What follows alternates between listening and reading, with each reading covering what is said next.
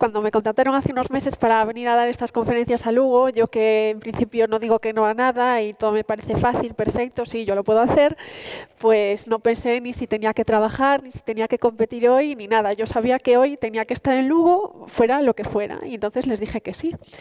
Pero bueno, en cuanto colgué el teléfono, y ahora vais a tener aquí un déjà vu con lo que nos estaba contando antes Efrén, me puse a pensar el talento. Bueno, ya me empezó a parecer algo más difícil y ya no sabía muy bien ni si siquiera entendía qué era el talento. Entonces hice lo mismo que él y lo que hacemos todos. Lo busqué en Google la palabra talento y me encontré con esas dos definiciones de la Real Academia Española de la Lengua. La primera, equivalente a inteligencia, es decir, la capacidad para entender algo, y la segunda, equivalente a aptitud, es decir, capacidad para el desempeño de algo. Bueno, todo esto se parecía bastante a lo que yo tenía en la cabeza. Entonces, pues me puse también a buscar pues, por otros lugares y entendí que el talento tiene un componente muy importante de natural, de innato, pero que también depende mucho de la dedicación. Y de que para que el talento sea de utilidad tiene que estar acompañado por otras cosas, como son la habilidad y la actitud. Pero bueno, no os voy a contar toda esta historia porque con todos los móviles, que seguro que si aquí estamos 100, hay más de 100 móviles, podríais encontrar estas definiciones o otras mucho mejores. Sino que os voy a contar un poco de mi experiencia en relación al talento, entendiendo este como una actitud basada en el esfuerzo que me ha supuesto, ¿no? Bien, pues nos vemos hoy aquí por primera vez, que no nos conocemos de nada, y yo preguntaría qué es lo que más os llama la atención de mí. Si contestamos rápido, sin darlle moitas voltas, como hacen los niños en los colegios a los que voy, que además los niños pues, suelen ser bastante sinceros, lo que se suele decir es que el color del pelo y el color de la piel, ¿no? Que son muy blancos. Y sí, tienen razón. Y entonces es cuando preguntan, ¿y por qué? Porque lo tienen que preguntar todo. Bien, pues esto es porque tengo una condición genética hereditaria que se conoce como albinismo, afecta a personas de todas las razas y en Europa lo hace a 1 de cada 20.000. Entonces, bueno, pues como podéis comprobar, no somos muchos. ¿Por qué pasa esto? Pues la ruta de síntesis de la melanina, que es el pigmento que hace que nuestros tejidos tengan color, está interrumpida, con lo cual pues este es el resultado. Entre comillas, se puede solucionar fácilmente con algunas cosas, como por ejemplo ponerte cremas de protección solar de factor muy alto o utilizar gafas con filtros para la luz, que nos molesta bastante. Pero bueno, quizás lo que muchos no sabríais antes de venir aquí, o a lo mejor sí, porque igual estuvisteis investigando a ver qué personajes íbamos a pasar esta mañana por el TED San Froilán, es que las personas con albinismo, todas en mayor o menor medida, tenemos problemas muy grandes de visión. ¿Y por qué? Pues esto pasa porque aquí viene la clase de anatomía. En la retina de nuestro ojo, que es una capa, que es una auténtica obra de ingeniería, tiene 9 capas de células diferentes, hay una zona que mide 3 milímetros de diámetro, o sea que es una mingurria, que se conoce como fobia. Esta parte es la que hace, porque tiene la mayor cantidad de células, que podamos ver las cosas en alta definición y con mucha claridad. En las personas con albinismo, la fobia no está desarrollada o está muy poco desarrollada. Entonces, pues es lo que hace que tengamos bastantes problemas. Viene la pregunta del millón, ¿y tú cómo ves? Pues yo qué sé. O sea, yo no sé cómo veo porque yo nunca vi bien, entonces no lo puedo comparar. Pero harta de esta pregunta y de no saber muy bien qué contestar, pues me puse a buscar información y preguntar y tal, y me he compuesto una especie de explicación que espero que os sacie la curiosidad, aunque sé que nunca va a ser lo mismo, que no sé, no lo puedo comparar. Bueno, las personas con albinismo vemos una imagen muy borrosa, con muy poca definición. No podemos ver en 3 dimensiones, porque para tú ver en 3 dimensiones necesitas tener visión binocular, que quiere decir que la información que te llega por los 2 ojos va al cerebro y este es capaz de conformar una imagen única y de calidad y muy amplia. Bueno, esto nosotros no lo podemos hacer. Después tenemos un problema que se llama nistagmus, en el que los ojos se te mueven sin tú poder controlarlos y hace que no podamos fijar la vista en un punto determinado. Se exagera cuando la gente está nerviosa, así que probablemente en estos momentos yo lo tengo un poco a ritmo alto. Y esto dificulta mucho las tareas que te requieren mucha precisión. Y luego también pues, nos molesta bastante la luz y en contra de lo que piensan algunos mitos, las personas con albinismo también vemos peor de noche. Y bueno, esto, ¿qué es en cómo te repercute en el día a día, ¿no? Pues tampoco lo sé, porque yo no sé cómo sería mi vida si fuese una persona sin albinismo, ¿no? Pero bueno, probablemente si yo mirase hacia vosotros, pues podría saber cómo sois, si tenéis el pelo largo, corto, si sois chicos, si sois chicas. Ahora pues sé que hay gente, pero no se podría diferenciaros.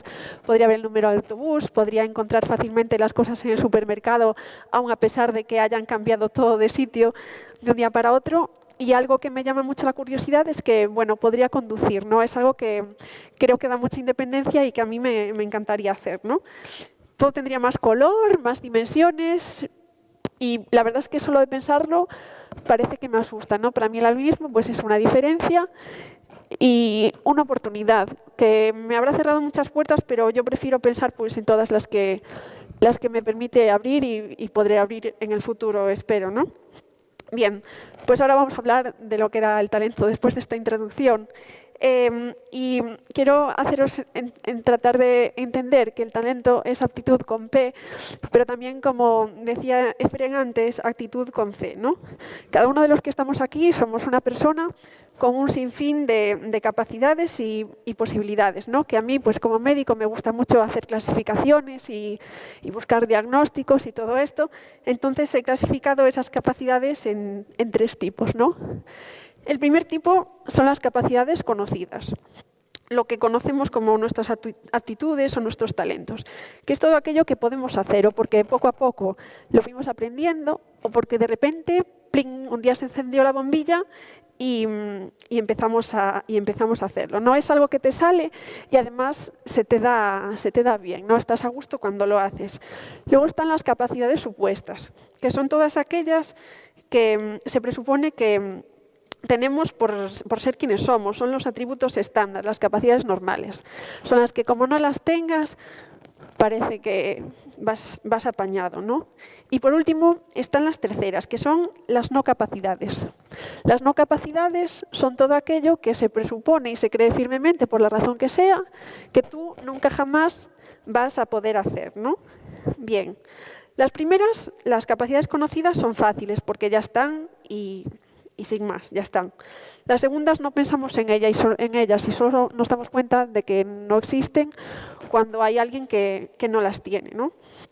Y bueno, las terceras son aquellas por las que desde hace mucho tiempo me levanto cada día con el objetivo de alcanzarlas, las no capacidades.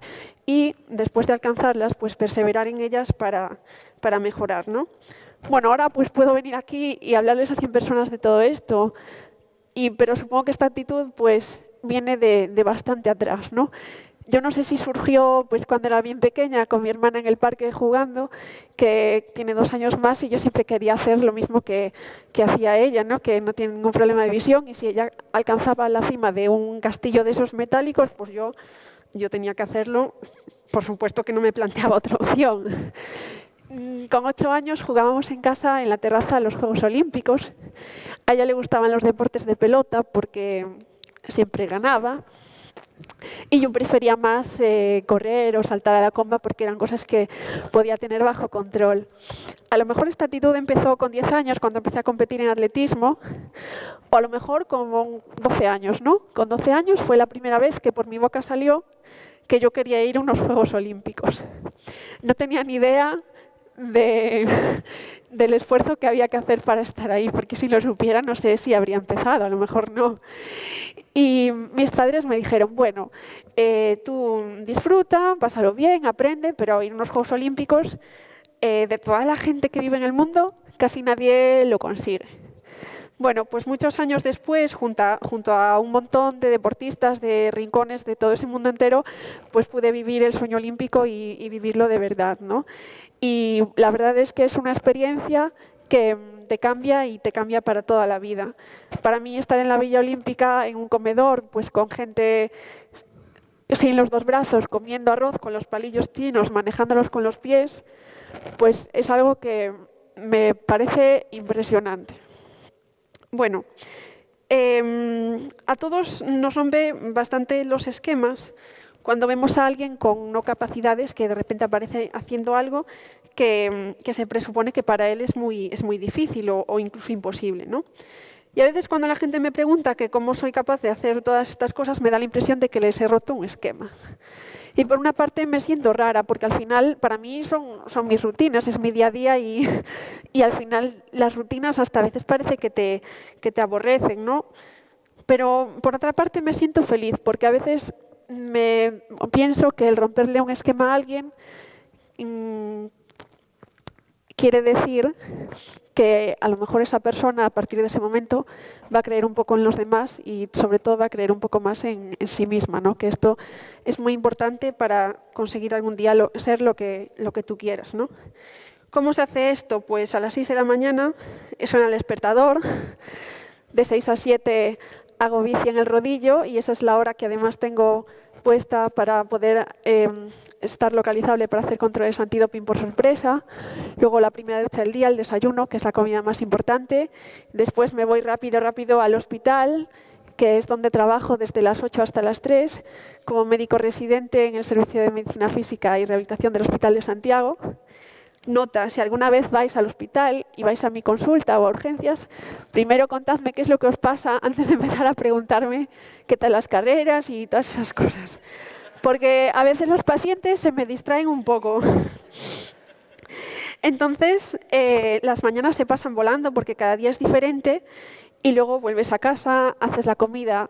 Ojalá tuviese un compañero de piso como Efrén, porque tengo que tirar bastante del tupper y lo de limpiar tampoco me encanta. Y luego por la tarde pues toca entrenar, nadar, correr, gimnasio y según el día pues haces todas las cosas o solo algunas. Y por la noche estudiar, porque los residentes tenemos que estudiar cada día, aprender, repasar lo que sabemos, porque luego cada paciente es distinto y te hace exprimir el cerebro hasta límites insospechados. Bueno. Si os paráis a pensar un momento, pues que esto es duro, ¿no?